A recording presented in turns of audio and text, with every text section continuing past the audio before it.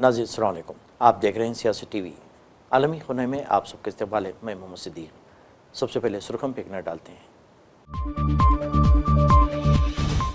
Switzerland مذاکرات میں 12 ارب dollar کے منجمد اثاثوں کی اجرا کے لیے دستخط کو حتمی شکل دے دی گئی۔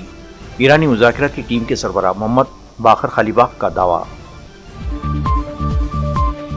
امریکہ اور ایران نے جوہری مسائل اور پابندیوں سے نمٹنے کے لیے ورکنگ گروپ بنانے سے کیا اتفاق، بعض امور 30 دنوں میں مکمل کرنے کا فیصلہ۔ ایران کے ساتھ مذاکرات میں اچھی پیش رفت ہوئی، ایٹمی توانائی ایجنسی کے معائنہ کاروں کو تہران واپس بلانے پر اتفاق کر لیا گیا، امریکی نائب صدر JD وانس نے کیا دعویٰ۔ اسرائیل کی جانب سے جنوبی لبنان میں سیکورٹی زون برقرار رکھنے کے لیے کارروائیاں جاری رکھنے کا اعلان، نیتنیاہو کا فیصلہ۔ آبنۂ ہرمز مکمل طور پر کھل گئی، ایران آبنۂ ہرمز میں بہت اچھے اقدام کر رہا ہے، امریکہ کے صدر ڈونلڈ ٹرمپ کا بیان۔ نئی نیتی سرخیاں، اب خبروں کی تفصیل پیش ہے۔ ایرانی پارلیمنٹ کے اسپیکر محمد باقر خلیباف نے تصدیق کی ہے کہ سوئٹزرلینڈ میں ہونے والے مذاکرات میں 12 ارب ڈالر کے منجمد اثاثوں کی اجرائی کے لیے دستخط کو حتمی شکل دے دی گئی ہے۔ ایرانی مذاکراتی ٹیم کے سربراہ محمد باقر خلیباف اور وزیر خارجہ عباس عراقچی آبنۂ ہرمز کے معاملے پر بات چیت کے لیے عمان پہنچ گئے۔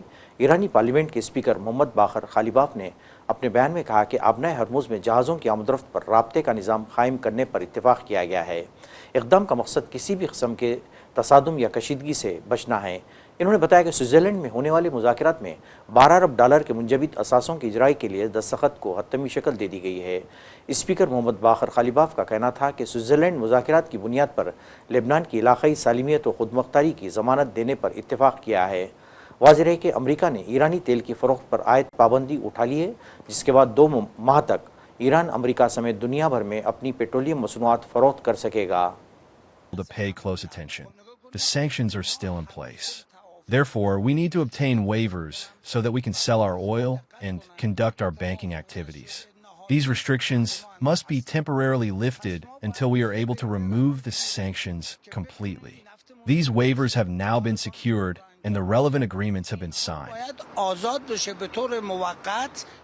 We agreed to establish a center there to handle coordination. Situations may arise where, for example, the regime claims that the other side attacked and that it was merely responding.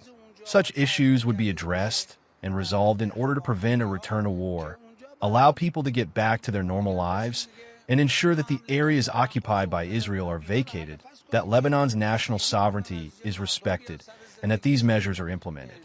The center will also oversee the implementation of these arrangements, and we will continue to follow the matter closely. I may have been among the first to say this, right at the beginning of the war, before there was even a ceasefire. I posted on X and made it clear, everyone should know that the administration of the Strait will never return to the way it was before the war. Of course, we will fully comply with international law. People should understand that this should not be turned against us. In full observance of all international laws, and through the Iranian arrangements that are also reflected in Article 5, this approach will be implemented. Of course, just as there may still be issues in Lebanon and elsewhere, there are also issues in the Strait of Hormuz. As you have seen, there have even been clashes on some nights. We agreed to establish coordination mechanisms there, including a hotline and a center that can be contacted whenever there is any ambiguity or dispute. During this 30-day period, under Article 5, the parties will be able to maintain close coordination so that vessels transiting the strait can do so more safely and efficiently. God willing, this will help improve traffic flows and shipping volumes through the strait, boost the regional economy, support the global economy, and allow us to move forward. ماده 5 بتونن هماهنگی نزدیکی بکنن که کشتی‌هایی که میخوان عبور کنن با ایمنی بیشتر و با سرعت. ایران کے سرکاری میڈیا کے مطابق سوئٹزرلینڈ میں امریکہ کے ساتھ جاری ٹیکنیکی مذاکرات میں فریقوں نے جوہری مسائل اور پابندیوں سے نمٹنے کے لیے ورکنگ گروپ بنانے پر اتفاق کیا ہے۔ واضح ہے کہ اتوار کے روز اعلیٰ سطحی مذاکرات کے بعد اعلیٰ ایرانی اور امریکی حکام سوئٹزرلینڈ سے روانہ ہو گئے، لیکن دونوں ملکوں کے وفود نے پیر کو تکنیکی سطح پر بات چیت جاری رکھی۔ ایران کے نائب وزیر خارجہ کاظم غریب آبادی کا حوالہ دیتے ہوئے بتایا کہ مذاکرات کاروں نے 4 ورکنگ گروپس بنانے کا فیصلہ کیا ہے، جس میں پابندیوں میں نرمی، جوہری معاملات، اقتصادی تعمیر نو اور مانیٹرنگ اور نفاذ شامل ہیں۔ کاظم غریب آباد کے مطابق یہ ورکنگ گروپ معاہدے کی تکنیکی تفصیلات پر عمل درآمد اور مختلف شعبوں میں جاری مذاکرات کے ذمہ دار ہوں گے۔ یاد رہے کہ ایرانی وزارت خارجہ کے ترجمان اسماعیل بقائی نے اعلان کیا ہے کہ نائب وزیر خارجہ کاظم غریب آباد ایرانی تکنیکی وفد کی سربراہی کریں گے۔ امریکی نائب صدر جے ڈی وانس نے کہا ہے کہ ایران کے ساتھ مذاکرات میں اچھی پیش رفت ہوئی ہے اور ایران نے ایٹمی توانائی ایجنسی کے معائنہ کاروں کو واپس بلانے پر اتفاق کر لیا ہے۔ سوئٹزرلینڈ میں میڈیا سے بات کرتے ہوئے امریکی نائب صدر نے کہا کہ ایران کے ساتھ مذاکرات میں اچھی پیش رفت ہوئی ہے اور آبنائے ہرمز کو باقاعدہ طور پر کھول دیا گیا۔ جے ڈی وانس نے کہا کہ ایران اور امریکہ کے درمیان تکنیکی مذاکرات شروع ہو گئے ہیں۔ تکنیکی ٹیمیں مختلف امور پر گفتگو کر رہی ہیں۔ تکنیکی گفتگو آنے والے ہفتوں اور دنوں میں جاری رہے گی۔ ہم نے ایک کامیابی حتمی معاہدے کے لیے ایک بہت مضبوط بنیاد رکھی ہے۔ امریکی نائب صدر نے کہا کہ لبنان معاملے پر مناسب ہم آہنگی کو یقینی بنانا چاہتے ہیں۔ ہم لبنان میں کشیدگی میں کمی کے لیے طریقہ کار پر گفتگو کر رہے ہیں۔ ہم علاقائی جنگ بندی چاہتے ہیں کہ ایران لبنان میں حزب اللہ کو کنٹرول میں رکھے۔ جے ڈی وانس نے کہا کہ ایران نے بین الاقوامی ایٹمی توانائی ایجنسی کے معائنہ کاروں کو واپس بلانے پر اتفاق کیا ہے۔ معائنہ کاروں کی تعیناتی اسی ہفتے شروع ہو سکتی ہے، ممکن ہے آج ہی اس کا آغاز ہو جائے۔ وانس نے کہا کہ ایسا نظام قائم کرنا چاہتے تھے جس کے تحت ایرانی اثاثے ایرانی عوام کی مدد کے لیے استعمال ہوں اور دہشت گردی کی مالی معاونت کے لیے استعمال نہ ہوں۔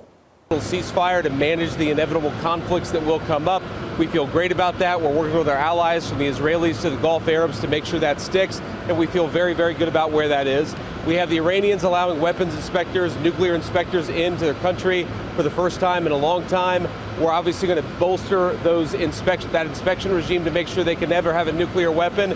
And finally, we continue to make progress on these technical negotiations. We left a lot of our team, the Iranians left a lot of their team at the resort there to keep on working at it. So all in all, a very productive 36 hours. We're going to have to keep working it. The last point that I'll make is, as I told you all this morning, this is laying a foundation for what could be a truly transformed Middle East. But we haven't built the house yet. We're going to have to keep on building, and that's what we'll do. That's right, President. Just in terms of the negotiations, you've said before that you've been cautious on these negotiations, that you believe that people are not always acting in good faith. Have things changed over the past 36 hours during your meeting with Iran and the other mediaries? No, all I mean is, look, whether good faith or bad faith, you can't trust anybody's words. You have to trust what they actually do. Letting in the inspectors is a big deal, but again, we're going to see what they actually let the inspectors do once they're in the country. That's going to continually be a part of our negotiation. So my point is not that I trust or distrust anybody. My point is that I trust actions. And what the president has asked us to do is verify what they're doing, focus less on what they're saying. Sir, you mentioned conditions for the Iranians using these frozen funds. Sure. To buy American soy, for example, you mentioned. Is that something that was raised yesterday that they've already agreed to? The Iranians have already agreed to that? Yeah, that was something that came up yesterday, and we actually asked the Qataris to help us set up the mechanism so that we can ensure that the money goes where we want it to go, and they agreed to do that. We have a good relationship, obviously, with them and a good operational oversight mechanism in place. But even with that said, even with the caveat that's going to benefit American farmers and obviously benefit the people of Iran, we want both. Iran کے صدر Masoud Pezeshkian نے کہا کہ مذاکرات کی کامیابی کا دارومدار متفقہ ذمہ داریوں کو پورا کرنے اور ان کے درست نفاذ پر منحصر ہوگا۔ منگل کے روز پاکستان کے ایک روزہ دورے پر آنے سے قبل ایرانی صدر نے ایکس پر اپنے پیغام میں کہا کہ متفقہ متن سے ہٹ کر بیانات مذاکرات کو آگے بڑھانے میں مدد نہیں کر سکتے۔ ایران ان دنوں دو ٹوک موقف اختیار کر رہا ہے۔ اس دوران ایران کے مرکزی بینک کے گورنر نے کہا کہ موجودہ معاہدے کے تحت ایران امریکہ سے زرعی سامان خریدنے کا پابند نہیں۔ ایران کا موقف ہے کہ اگر امریکی قیمتیں اور معیار دیگر ممالک کے مقابلے میں زیادہ موزوں ہیں تو امریکہ کے ساتھ تجارت میں کوئی رکاوٹ نہیں۔ واضح ہے کہ اس سے قبل امریکی صدر ڈونلڈ ٹرمپ نے اپنے بیان میں کہا تھا کہ ایران کے جو منجمد اثاثے بحال کیے جا رہے ہیں وہ انہیں امریکہ سے خوراک خریدنے کے لیے استعمال کرے گا۔ پاکستان کے وزیر خارجہ اور نائب وزیر اعظم اسحاق ڈار کا کہنا ہے کہ لبنان پر اسرائیلی حملوں کی وجہ سے امریکہ اور ایران کو مذاکرات کی میز پر لانے کی کوششیں ناکام ہونے کے قریب پہنچ گئی تھی۔ پاکستان کے وزیر خارجہ نے سوئس ریزارٹ میں ہونے والی امریکی ایران تکنیکی بات چیت کا حوالہ دیتے ہوئے کہا یہ مذاکرات کچھ دن پہلے بھی شروع ہو سکتے تھے لیکن لبنان پر اسرائیلی حملے کی وجہ سے سب کچھ رک گیا۔ میڈیا سے بات کرتے ہوئے اسحاق ڈار نے کہا کہ ایران اور امریکہ کے درمیان جن معاملات پر بات چیت ہوگی ان میں ایران کے جوہری معاملات، اس پر پابندیوں اور منجمد اثاثوں لبنان پر توجہ مرکوز کرنے والے 3 ورکنگ گروپس شامل ہیں۔ اسحاق ڈار نے یہ بھی کہا کہ مذاکرات کاروں کو کچھ معاملات پر کام کرنے کے لیے 30 دن کا وقت دیا گیا تھا، جبکہ وسیع تر معاہدے کے 60 دن کے اندر حتمی شکل دینے کی امید ہے۔ اسحاق ڈار نے پاکستان کے موقف کا اعادہ کیا کہ آبنائے ہرموز کے ذریعے جہازرانی کو ان حالات میں واپس آنا چاہیے جو 28 فروری کو تنازع شروع ہونے سے پہلے موجود تھے۔ اسرائیل کی جانب سے جنوبی لبنان میں سیکورٹی زون برقرار رکھنے کے لیے کارروائیاں جاری رکھنے کا اعلان کیا گیا۔ اسرائیل کے وزیراعظم، وزیر دفاع اور فوجی سربراہ کی جانب سے جاری مشترکہ بیان میں کہا گیا ہے کہ اسرائیلی فوج جنوبی لبنان میں سیکورٹی زون برقرار رکھنے کی کارروائی جاری رہے گی۔ بیان میں کہا گیا کہ اسرائیلی شہریوں اور فوج کی سلامتی بنیادی اصول رہے گی، اس پر ہر قسم کا سمجھوتہ نہیں کیا جائے گا۔ خیال ہے کہ لبنان اسرائیل مذاکرات کا ایک اور دور آج واشنگٹن میں ہوگا اور بات چیت کا مقصد اسرائیل حزب اللہ جنگ بندی کرانا ہے۔ دوسری جانب اس سے قبل امریکی میڈیا کا کہنا تھا کہ سوئٹزرلینڈ میں امریکہ اور ایران بات چیت میں حزب اللہ کا معاملہ ہنگامی ایجنڈے میں شامل ہے۔ امریکی صدر ڈونلڈ ٹرمپ نے کہا کہ آبنائے ہرمز مکمل طور پر کھل گئی ہے۔ ایران اب آبنائے ہرمز پہ بہت اچھا اقدام اٹھا رہا ہے۔ ٹرمپ نے ساتھ ہی دھمکی دی کہ ایران نے اگر معاہدے کی پابندی نہیں کی تو جو کرنا ضروری ہوا وہ کروں گا۔ جب تک ایران ہمارا احترام کرتا رہے گا، ہمارے درمیان کسی قسم کی کوئی مشکل یا تنازعہ پیدا نہیں ہوگا۔ اس کے علاوہ ٹرمپ نے برطانوی سیاست کے حوالے سے بھی میڈیا کو بیان دیا۔ As long as they respect us, I don't want to use the word fear because that's an inappropriate word, but as long as they respect us, we're not going to have any trouble. We have total control of the strait. So the mechanism You know, we have a navy that had a blockade. I think the blockade was more impactful than dropping bombs, if you want to know the truth. It was like I said, they call it the steel wall. Nobody got through. Not one ship got through, able to go to Iran. They got through if we wanted them to go through. And we could set that up again in about 15 minutes. I would say, Pete, one phone call, how long would it take? Maybe half hour? They're ready to go right now if you need to. It'll be before we finish the meeting. No, we have, as long as they respect us, we're going to be fine. If they don't respect us, things wouldn't be good, but they have a lot of respect. اقوام متحدہ کی سلامتی council کو بتایا گیا ہے کہ Ukraine میں شدت اختیار کرتی جنگ کے نتیجے میں مزید تباہی ہوگی اور اس کے اثرات روس تک بھی پہنچیں گے۔ خطے میں بڑھتا ہوا عدم استحکام حصول امن کی کوششوں کو مزید پیچیدہ بنا دے گا۔ قیام امن اور سیاسی امور کے لیے اقوام متحدہ کے اسسٹنٹ سیکرٹری جنرل خالد قیاری نے یوکرین کے مسئلے پر سلامتی کونسل کو بریفنگ دیتے ہوئے کہا، مکمل فوری اور غیر مشروط جنگ بندی کے لیے مربوط سفارتی کوششوں کا بلا تاخیر دوبارہ آغاز نہایت ضروری ہے۔ رواں ماہ روس نے یوکرین پر بڑے اور مہلک حملے کی لہر شروع کی ہے، جس میں ملک کے مختلف علاقوں کو درجنوں میزائلوں اور سینکڑوں ڈرون کے ذریعے نشانہ بنایا گیا۔ ان حملوں کے نتیجے میں دارالحکومت کیو میں کم از کم 5 افراد ہلاک اور 23 زخمی ہوئے ہیں، جن میں بچے بھی شامل ہیں۔ یوکرین کے تاریخی اور ثقافتی ورثے کے حامل اہم عمارتوں اور مقامات کو بھی نقصان پہنچا ہے، جبکہ یہ حملے روزانہ ہو رہے ہیں۔ انہوں نے بتایا کہ فضائی حملوں میں شدت آنے سے شہری ہلاکتوں کی تعداد بڑھ گئی ہے۔ اقوام متحدہ کے دفتر پر آئے انسانی حقوق کے مطابق گزشتہ ماہ یوکرین میں کم از کم 274 شہری ہلاک ہو چکے ہیں۔ ناظرین، آخر میں سرخیوں پہ ایک اور نظر۔ سوئٹزرلینڈ مذاکرات میں 12 ارب ڈالر کے منجمد اثاثوں کی اجرا کے لیے دستخط کو حتمی شکل دے دی گئی۔ ایرانی مذاکرات کی ٹیم کے سربراہ محمد باقر خلیباف کا دعویٰ۔ امریکہ اور ایران نے جوہری مسائل اور پابندیوں سے نمٹنے کے لیے ورکنگ گروپ بنانے سے کیا اتفاق، بعض امور 30 دنوں میں مکمل کرنے کا فیصلہ۔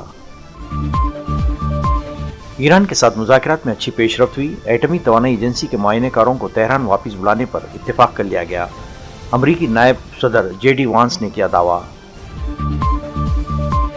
اسرائیل کی جانب سے جنوبی لبنان میں سیکورٹی زون برقرار رکھنے کے لیے کارروائیاں جاری رکھنے کا اعلان، نیتن یاہو کا فیصلہ۔ آبنائے ہرمز مکمل طور پر کھل گئی، ایران آبنائے ہرمز میں بہت اچھا اقدام کر رہا ہے، امریکہ کے صدر ڈونلڈ ٹرمپ کا بیان۔ ناظرین، اس کے ساتھ ہی عالمی خبرنامہ ختم ہوتا ہے۔ مجھے اور ساری سیاست کی ٹیم کو اجازت دیں۔ اللہ حافظ۔